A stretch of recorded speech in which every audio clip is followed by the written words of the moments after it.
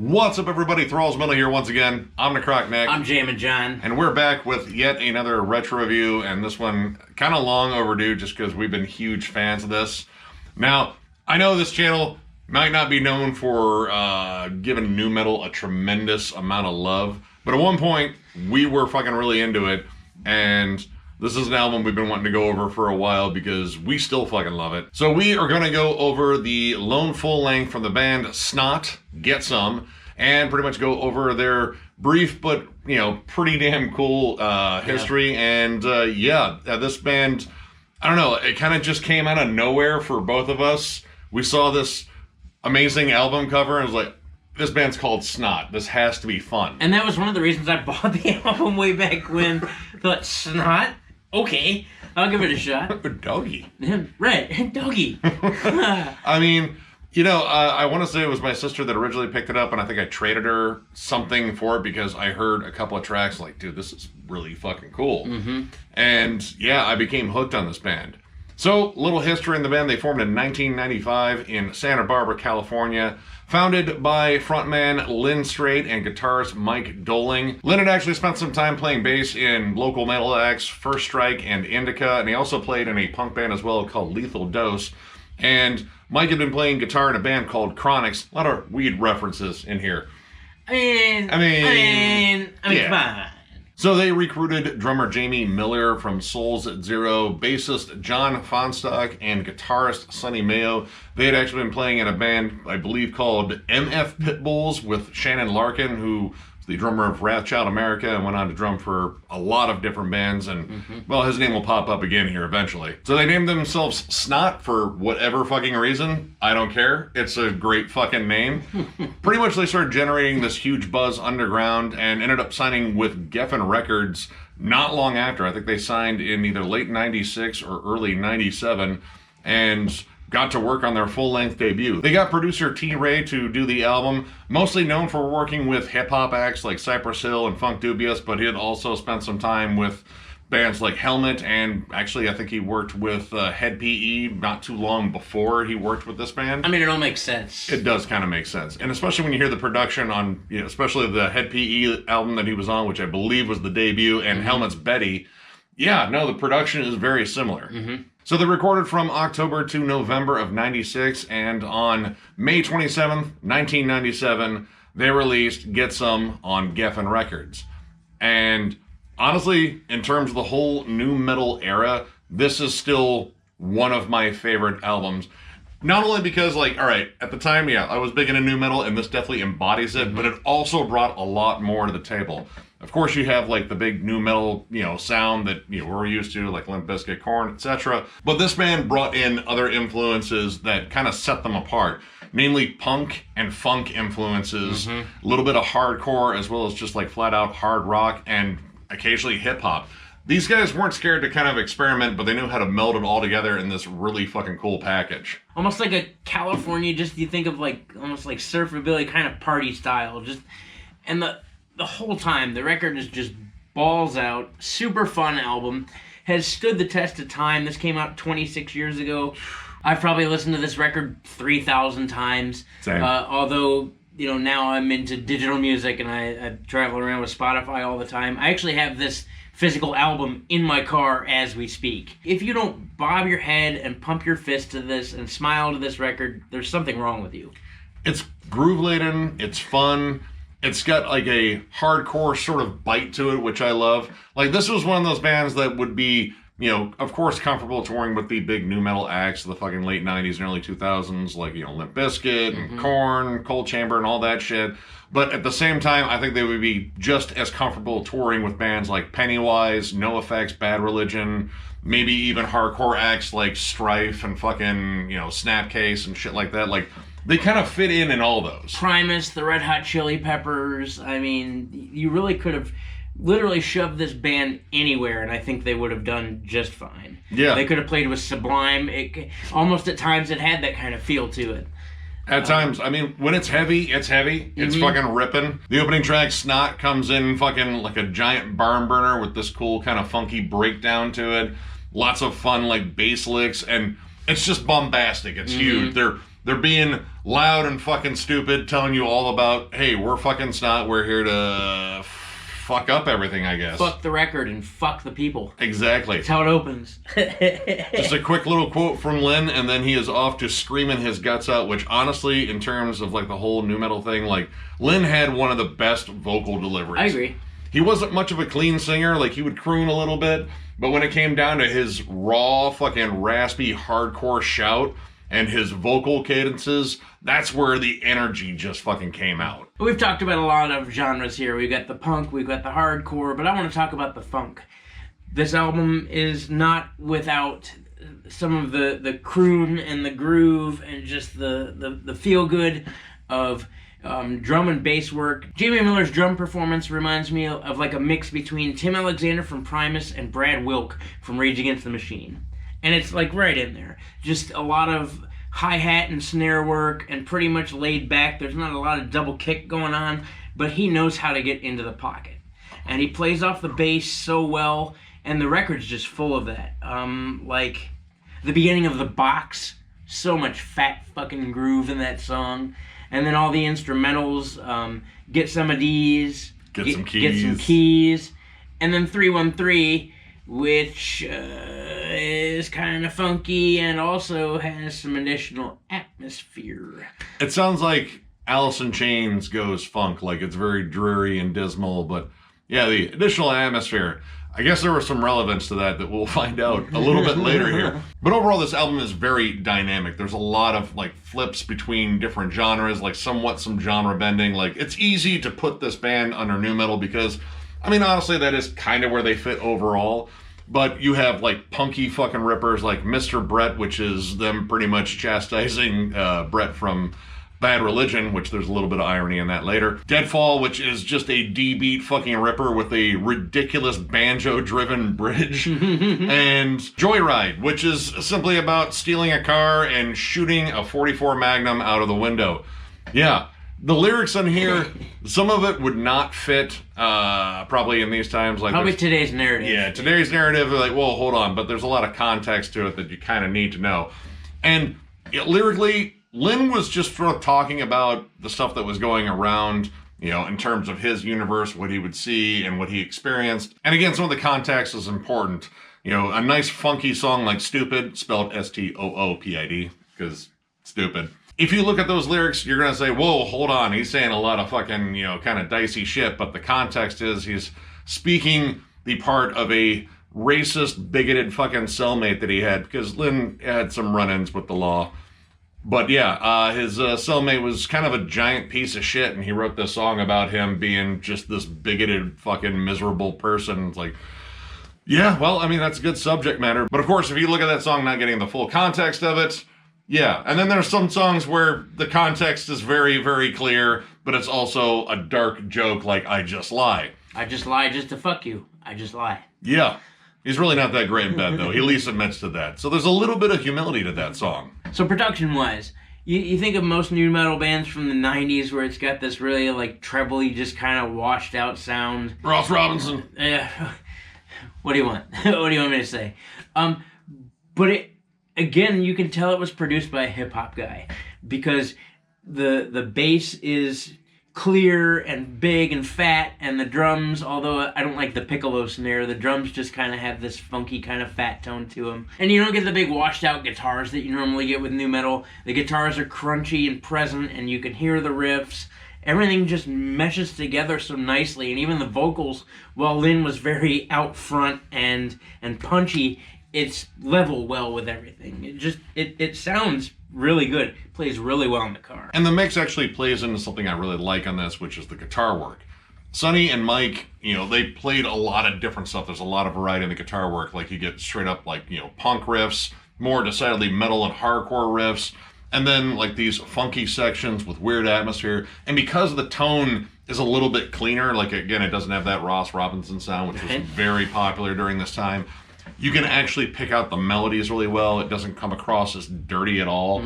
And I don't know, like the melodies on here are very clever. Like you get these little funk notes that'll pop in, and occasionally like more creepy, dingy atmosphere, which is really interesting. Like a song like the title track. The title track starts off with like kind of a Cypress Hill sort of like, hip hop sort of vibe. You get this creepy melody that backs this really kind of slow, sludgy bass line. You get Lynn pretty much talking about, well, I think this is one where he's like challenging people to a fucking fight because he's being a piece of shit and somehow it's their problem. But then it explodes into like a very hardcore sort of driven, explosive chorus, a nasty, heavy fucking bridge too. And it's cool to hear these guitar dynamics really kind of just make these songs jump out. Like the song Toccato, immediately explosive fucking guitars, very chuggy, very aggressive. You have this fucking super bouncy groove that fucking Jamie's doing, really fast vocal cadences, but you get down to this whole bridge section where it has this cool stomping rhythm with an awesome cymbal accent, but the guitars get way more atmospheric. Like there's just like single chords being strummed and they're kind of letting them ring out and doing some like twisted pedal work on it. It's just fun. It's very creative. And I didn't hear that a lot in a lot of nu metal. Like, nu metal, yeah, of course there were tons of guitar effects out there. Right. I mean, look at Korn. Yeah. Plucking a fucking piano or a light bulb filament over piano strings. While there were a lot of like weird pedal things going on, there wasn't a lot of things to create atmosphere in guitars, at least for nu metal in the 90s. But there's a lot of it in here. Yeah.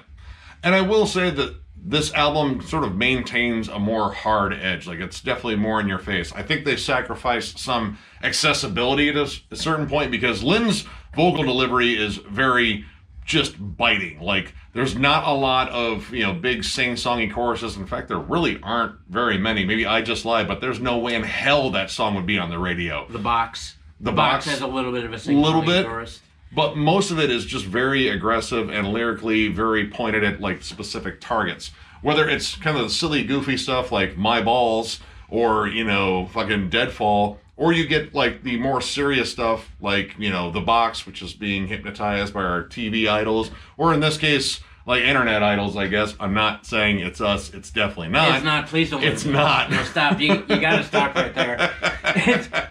Stop. It's definitely not. We're going after the big trend machine in Unplugged, talking about, like labels signing bands, dumping bands. And it's kind of a bold move to have a song like that in your first album. It's like, yeah, I'm going to shit on the music industry I just got signed. That song is so fucking awesome, though. That's one of my favorite songs on this whole album. It is. That song is hefty. But it kind of gives it this fun, like, we're a smart band, but we're also a stupid band, spelled STOOPID. And I like that. Like, this band did take itself seriously when it came down to certain songs, and just kind of loosened up on other songs and were just flat out goofy. So you had this sort of like interesting dynamic just in terms of like their identity. It's a band called Snot. How seriously could you take them? But when you look at their fucking lyrics, like that's actually kind of, a very pointed observation. What's this song about? Balls and chins. Okay. All right. Maybe they're not entirely that smart. I don't know. I know I'm having fun. I know I'm banging my head. And again, I know this album kind of has just a unique status within the whole nu metal fucking movement that came out in the late 90s. Although I don't see it heavily talked about. Even back then, I didn't see Snot get the recognition that I thought they deserved, personally. Now, of course, they didn't have a real long career, but the career they had, I thought they made an excellent fucking presence and statement in the scene, for sure. I got to see them live. Nick, I don't think you get to see him. I saw him with Seven Dust and Human Waste Project in front of a crowd of maybe 50 to 75 people. There weren't a whole lot of people there. And I remember at the end of their set, when they were getting off stage, I was probably like, 97, so I was 16. I was 16, and I saw Lynn Strait running around on stage, and so I went up to him and said, "Hey man, awesome set," and I went to shake his hand, and he said, "Man, I just got a tattoo on my hand, how about a hug?" And he fucking gave me a hug, dude, and it was really fucking cool. They were all really nice guys. So yeah, we are alluding to something coming up, but first, I'm going to go ahead and give this 4.5 stars. I fucking love this album.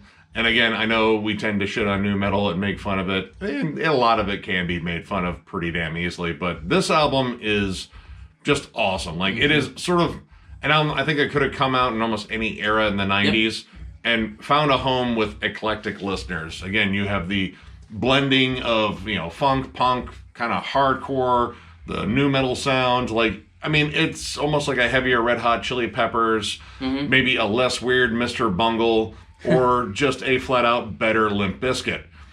This is just a fucking awesome album. The riffs are great. The vocal performance is sick. I only wish there was more in terms of their album output. But this is what we're left with, and it's an absolute banger of an album. And sorely underrated, I think, in terms of like nu metal's huge impact, again, in that whole giant era during the late 90s and early 2000s. I recommend picking this one up. Check it out. Even if you're not a nu metal fan, I think you might actually appreciate this on just some musical level because I think it's just really well-written fucking metal. I don't do this often, and it's a retro review, but I gotta give this 5 stars. I've loved this album since the day I heard it. I've listened to it so many times, be it when I was growing up, when I became an adult, and this is a record that I will pull from the collection just at random and jam and know all the words to every song, and it's just a damn good listen through and through. And again, there are so many elements that are presented here. There's so much dynamic to this band. I really, as a drummer myself, I've always loved the funky groove, and this band does it so well.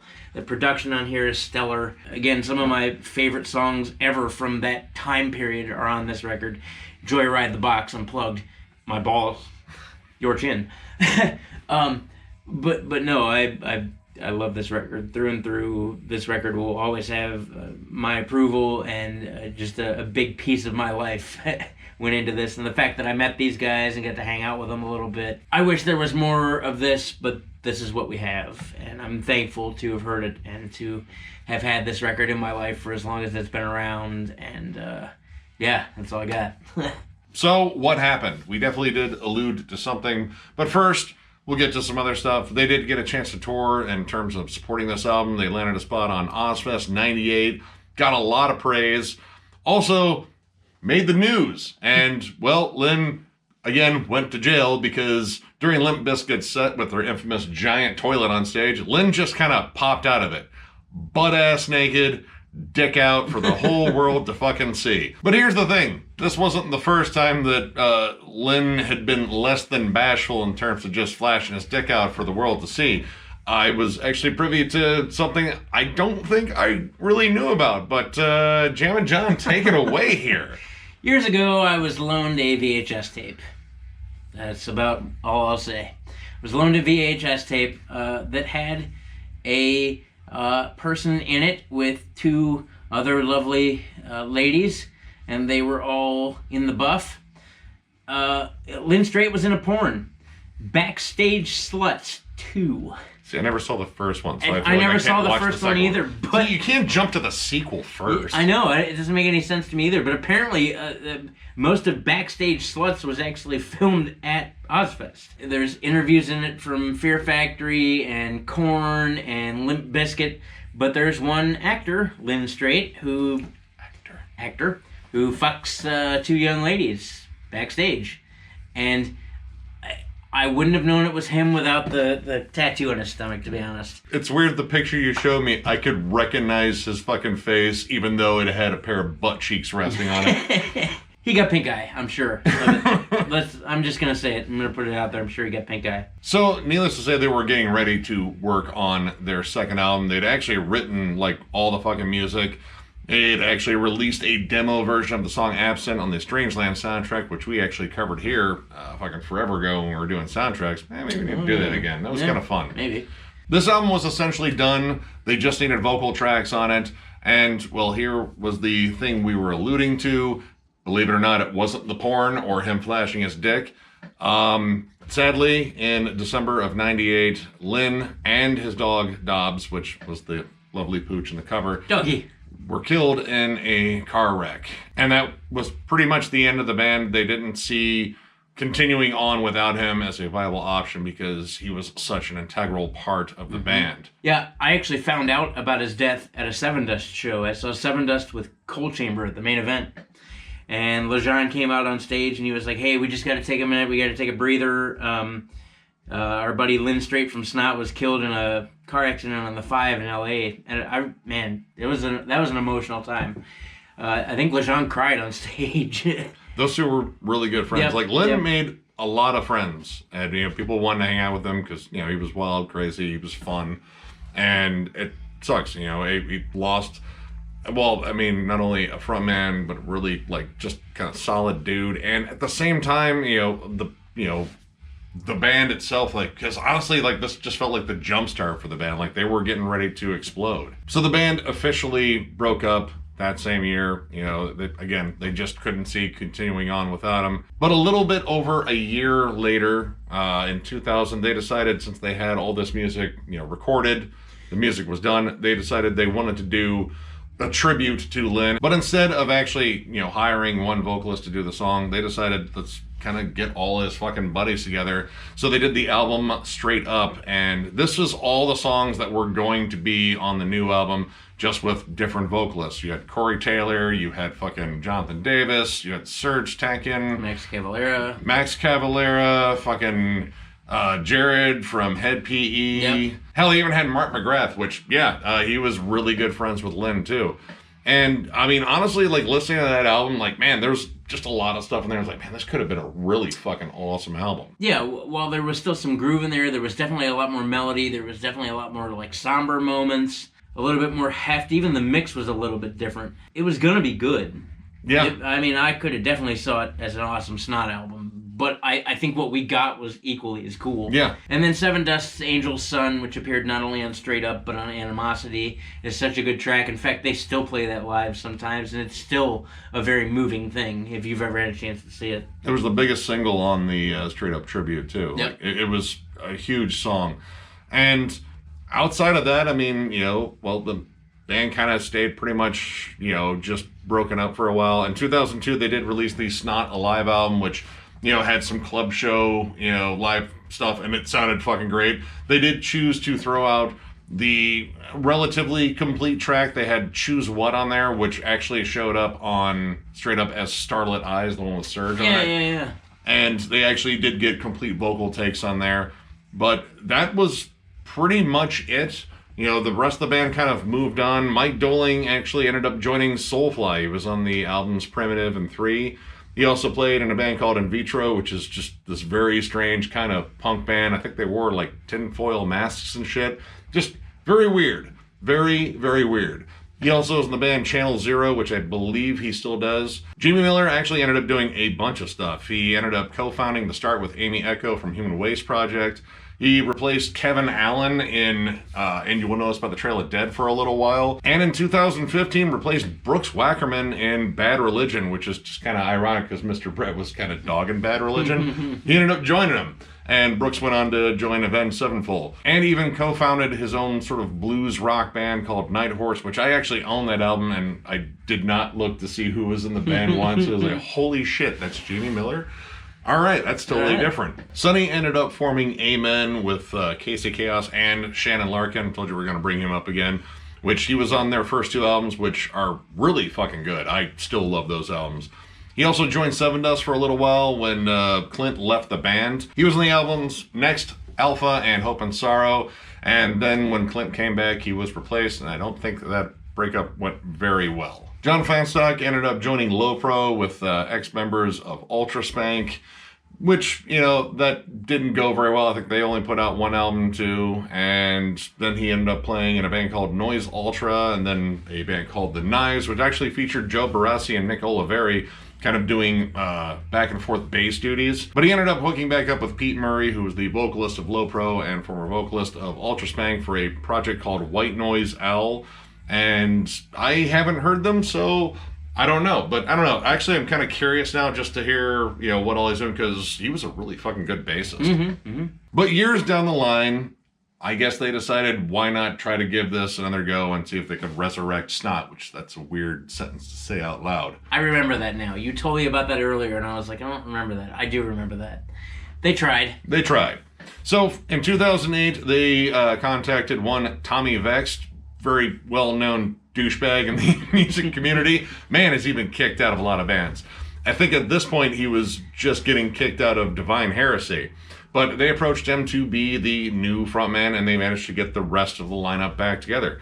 Now, they actually did record 3 songs, but then I believe sometime in 2013, both Sonny and Tommy Vex left the band, and they were kind of pretty much left in limbo once again. But in 2014, they decided to try it once again bringing on Tommy Vex, because They didn't talk to anyone else. Right? Why not? Why not? Now, they had actually planned on doing some touring, but Vex exited on his own. Like, hey, way to go. You didn't get kicked out of a band. That's amazing. So they recruited the vocalist of Viviate and Consume the Fire, Carl Bensley, and he's been in the band since.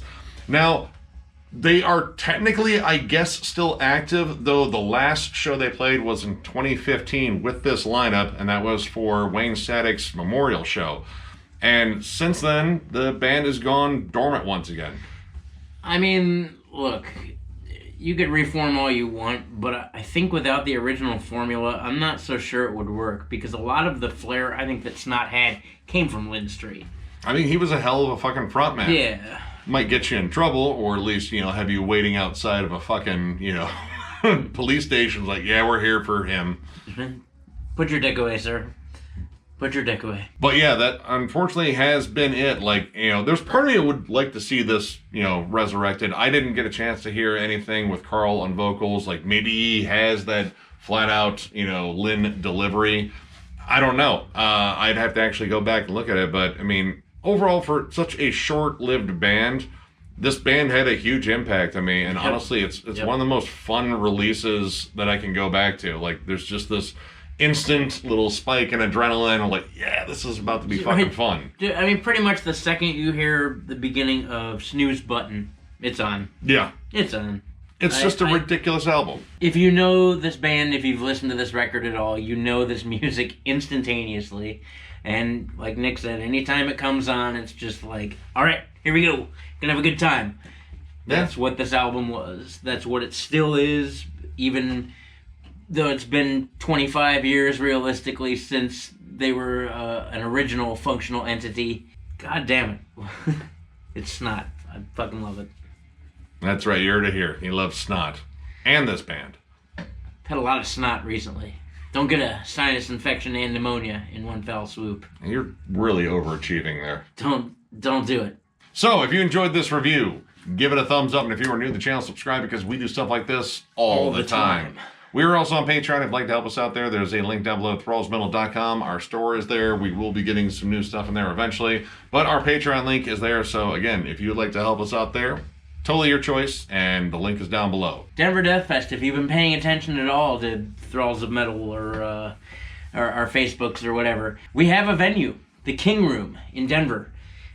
Go to the King Room, go to their Facebook page, give them a like, give them a follow. Awesome dudes. They 100% wanted to be involved with Denver Death Fest. They actually sought us out and said, hey, 100% you guys can have your festival here. So that is still a go. Band announcement coming really soon. Actually, by the time this review comes out, we'll probably have the first wave of bands announced. So fucking stoked. It's coming. We've got sponsors. If you, for whatever reason, choose to want to maybe sponsor Denver Death Fest, if you go to denverdeathfest.com, there's the sponsor link open. I think there's room for like 2 more bands. Maybe not. They're working with some cool things. There's been a lot of progression here in the last like 48 hours. Super stoked about it, so stay tuned for that shit. And link down below to the website itself. And of course, thank you all so much for liking, subscribing, following, all that stuff. It means the fucking world to us. It is amazing to see this channel grow, and we're going to get down to some new releases here really shortly, but it's been fun doing this run of retro stuff, and give me a chance to go back and revisit some old albums that I love. Yeah, here we are entering into our 5th year of Thralls of Metal. Insanity. Happy 2023, you guys. If I haven't said that yet, happy 2023. We have a ton of really awesome shit coming this year. Some new content we're working on. Some more interviews, I think. So. And of course, just like tons of the usual stuff. Trust me, we're going to try to cover as much metal as possible once again. And it looks like we're going to get some killer releases right away. So yeah, definitely stay tuned. But again, thank you all so much for all of your support. And we will catch you later.